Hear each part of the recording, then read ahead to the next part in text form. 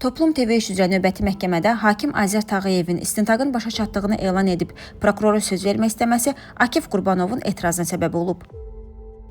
Demokratik Təşəbbüslər İnstitutunun rəhbəri və 3-cü Respublika platformasının spikeri Akif Qurbanov hakimə xatırladıb ki, ötən prosesdə məhkəmə istintaqını yekunlaşdırmaq istəmişdiniz. Biz isə vəsatətlərimizin olduğunu bildirmişdik.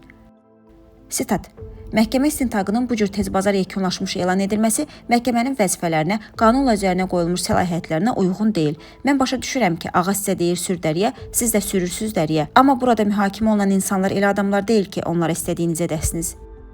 Akif Qurbanov növbət dəfə çıxış edərək məhkəmə istintaqının davam etməsinin vacibliyini vurğulayıb. Hakim bu dəfə ona vəsatətlərini səsləndirməyə icazə verib.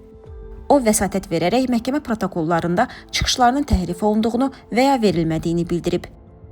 Sitat: Çıxışlarımda ölkədə siyasi mühit haqqında danışarkən işlətdiyim diktatura və tək adam rejimi kimi ifadələr protokollarda yer almır.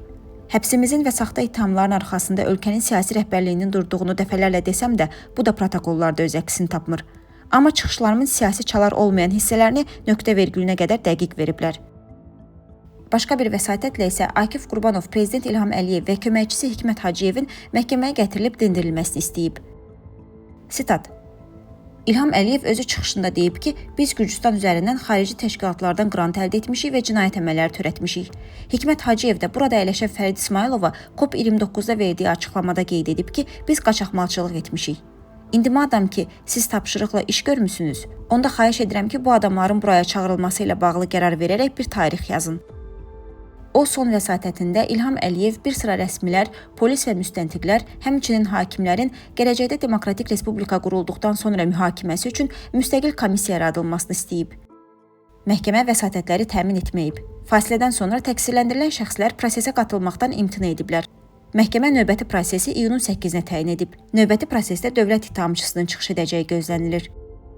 Toplum TV işi üzrə ümumilikdə 10 nəfərə cinayət işi açılıb. Onlar öncə qaçaqmalçılıqda ittiham edilsələr də, sonradan ittiham ağırlaşdırılıb.